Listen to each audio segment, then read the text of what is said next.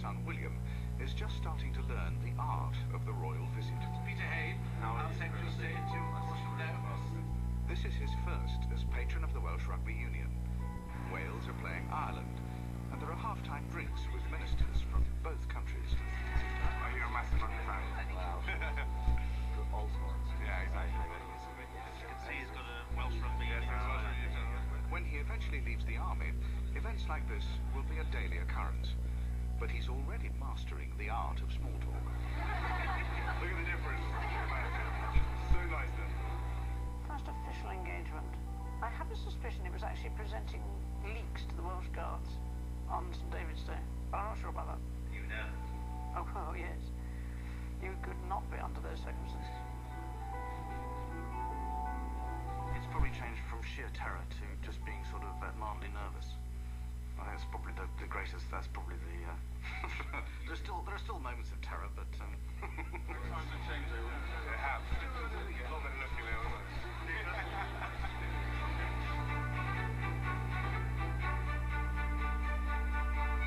The royal family, young and old alike, know they must keep pace with modern Britain.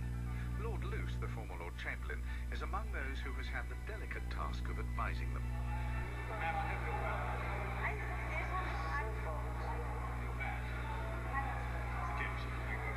Wasn't when I left. It's better. The only change is that they said they're prepared to risk an operation. I'm not sure that I like the word risk.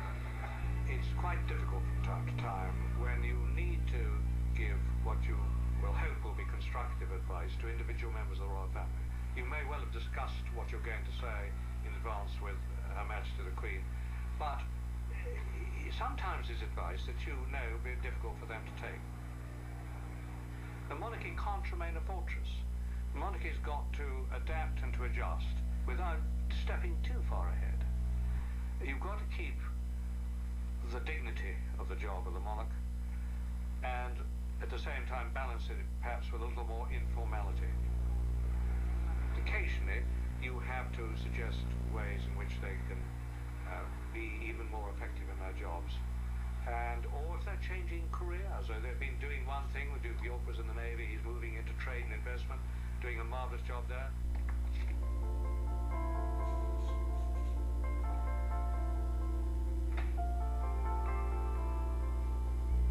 Prince Andrew, the Duke of York, is now the UK's special representative for international trade and investment. Of course, he's not experienced in business. Of course, he didn't come up through business in the way I did, and he hasn't been intimately involved in the big business issues as I was at the CBI. Digby Jones was head of the Confederation of British Industry. One of his roles has been advising the Prince.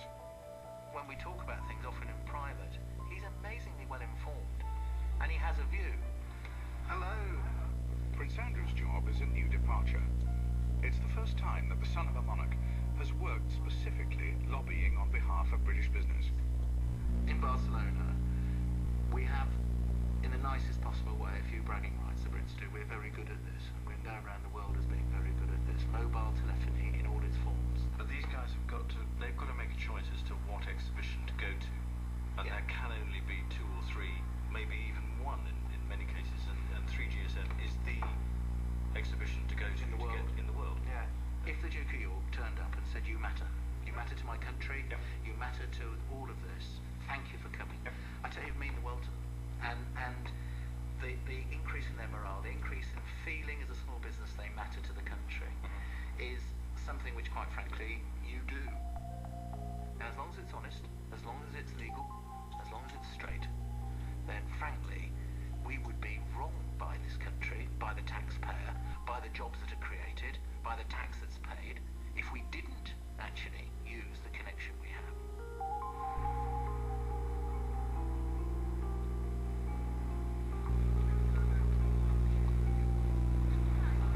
Of the 1,300 businesses at the Barcelona Telecoms Fair, 40 are British. Prince Andrew hopes to fly the flag on their behalf. The UK is one of the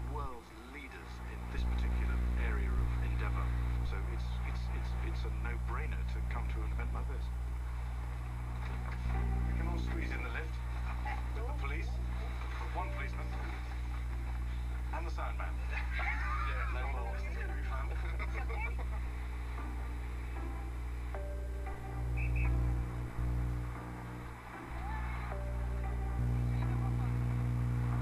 It gives me great pleasure to welcome back His Royal Highness the Duke of York in his capacity as the United Kingdom's Special Representative for International Trade and Investment.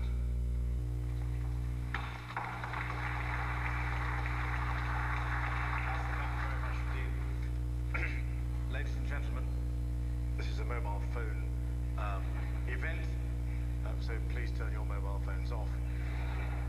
Yeah, there's always one. This is a very, very important industry to the United Kingdom. We are probably one of the world's leaders in mobile telephony and technology. Like the Duke of York, his nephews William and Harry will have a career in the services before they embark on any full-time royal role. It's a family tradition. But while the forces come first for the moment, the young princes spend some of their spare time as active patrons of a handful of charities.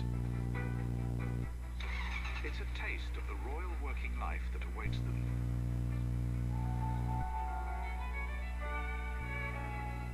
Away from his military duties, Harry has just set up Centre Barley, a charity to help orphans and vulnerable children in Lesotho.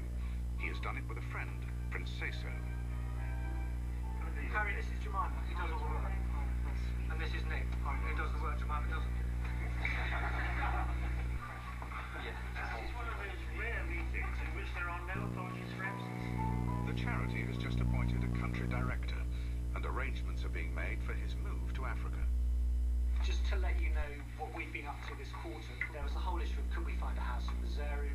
This is the issue of work permits, study permits, visas, PO box, and last but by no means least, the dog. Getting a dog out to Lesotho is probably